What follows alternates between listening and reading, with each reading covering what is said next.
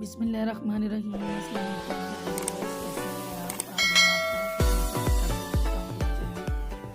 Ingredients کی طرف چلتے ہیں۔ 2 میں نے پیاز میڈیم سائز کے لے لیے ہیں، 1 کھانے کا چمچ کسوری میتھی لے لیا ہے، 1 کپ میں نے دہی لے لیا ہے،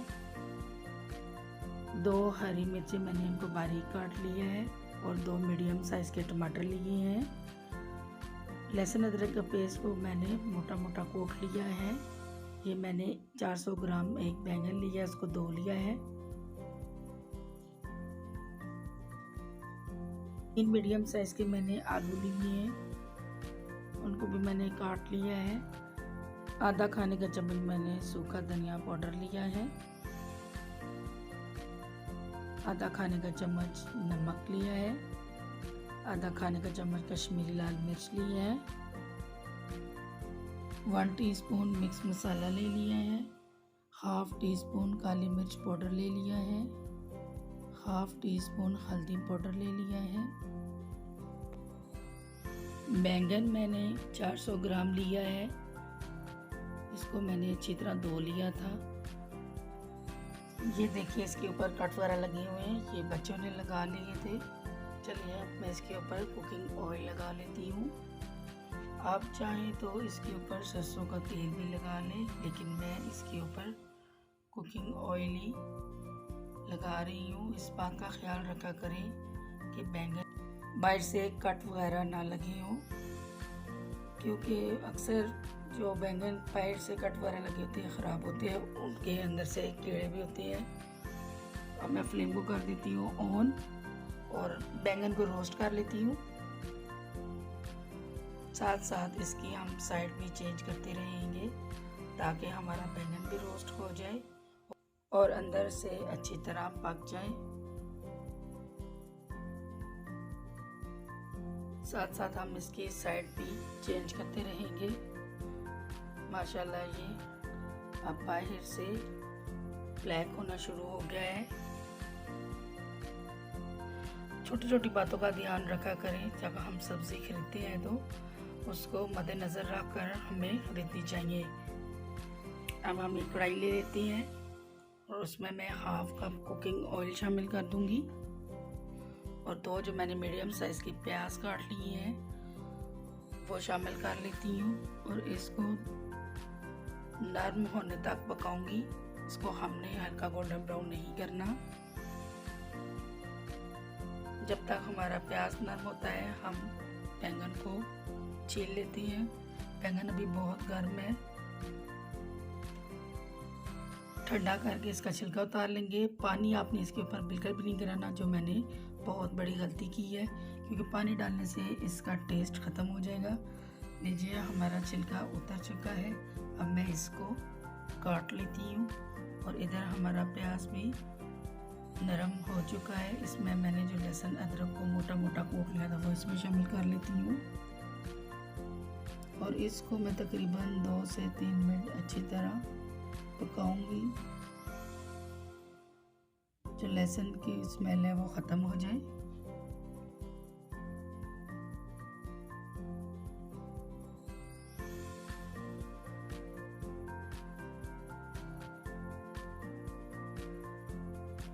اب میں اس میں مسالے شامل کروں گی، میں آپ کو پہلے بھی بتا چکی ہوں۔ ہلکا سا ان کو پھول لیتی ہے اور ہلکا سا پانی ڈال لیتی ہے تاکہ جو ہمارے مسالے ہیں وہ جل نہ جائے۔ 2 اس میں ٹماٹر شامل کروں گی جو میں نے میڈیم سائز کے لیے تھے، ان کو باریک میں نے کاٹ لیا ہے۔ مسالے کو میں اچھی طرح بھونوں گی۔ اب اس میں کسوری میتھی شامل کر لیتی ہوں اور ساتھ ہی 2 ہری مرچی جو میں نے لی تھی باریک کاٹ لی تھی وہ اس میں شامل کر دیتی ہوں۔ مسالے کو تقریباً میں 8 سے 9 منٹ اچھی طرح اس کی میں بنائی کروں گی۔ جتنا مسالہ ہمارا بنا ہوا ہوگا اتنا ہی مزے کا سالن بنے گا۔ دہی ابھی میں اس میں شامل نہیں کروں گی۔ آنچ کو میں لو ٹو میڈیم کر دیتی ہوں۔ کچھ دیر کے لیے مسالے کو میں ڈھک دوں گی، اس کے اوپر ڈھکن دے دیتی ہوں۔ ماشاءاللہ بالکل ریڈی ہو چکا ہے، اس نے اپنا گھی چھوڑ دیا ہے۔ अच्छी तरह सब कुछ इसके अंदर जो मैंने टमाटर सब कुछ डाला था वो अच्छी तरह गल गया है।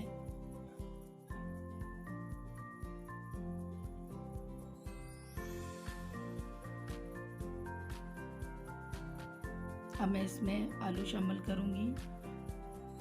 जो मैंने 3 मीडियम साइज़ के आलू लिए थे, इनको अच्छी तरह धो लिया था। आलूओं को भी मैं तकरीबन 5 मिनट अच्छी तरह इनको भून लूँगी।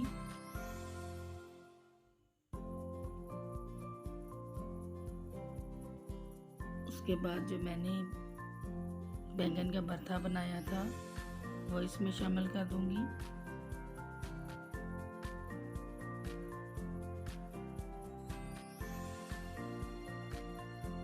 इसको अच्छी तरह मिक्स कर लेते हैं। बैंगन के भरते को भी मैं अच्छी तरह भून लूँगी। हल्का सा जब ये भून जाएगा तो इसमें हम पानी शामिल करके इसके ऊपर ढक्कन लगा देंगे ताकि हमारे आलू अच्छी तरह गल जाएं। माशाल्लाह सालन हमारा तैयार है। आलू माशाल्लाह गल चुकी हैं। अब मैं इसमें जो मैंने 1 प्याली दही ली थी वो इसमें शामिल करूँगी। दही मैंने लास्ट में इसलिए इसमें डाली है ताकि हमारे आलू जो है वो अच्छे से गल जाए। अगर मैं पहले दही डाल देती तो आलूओं ने जल्दी नहीं गलना था, तो इसलिए अब मैं 1 प्याली जो मैंने दही ली है वो इसमें शामिल कर दी है। हमेशा इस बात का ख्याल रखें कि आलूओं में कभी भी 7 आलूओं के दही ना डालें। जब आपके आलू पक जाएं, गल जाएं, तो तभी उसमें दही शामिल करें। माशाल्लाह बहुत ही ज़बरदस्त खुशबू आ रही है। इसको भी मैं तकरीबन 5 मिनट इसके ऊपर ढक्कन देकर मज़ीद इसका जो दही हमने डाला है उसका पानी खुश्क कर लेंगे ताकि हमारा सालन जो है वो अच्छे से पक जाए। अभी तो सालन अच्छे से पका भी नहीं है तो खुशबू इतनी ज़बरदस्त आ रही है। अब मैं इसके ऊपर ढक्कन दे दूंगी। सालन पक चुका है। अब इसके ऊपर मैंने सब्ज़ धनिया लिया है, उसको बारीक काट लिया है। इसके ऊपर छिड़क कर फिर दोबारा इसको 2 से 3 मिनट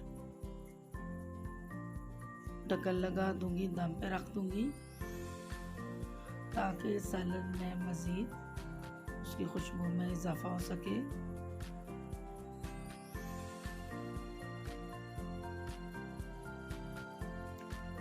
माशाल्लाह सालन हमारा तैयार हो चुका है। इसको मैं अब डिश आउट कर लेती हूँ। एक प्लेट में मैंने इसको निकाल लिया है। अब इसके ऊपर जो बाकी धनिया बचा था वो छिड़क देती हूँ। बहुत ही आसान रेसिपी है और बहुत मज़ेदार।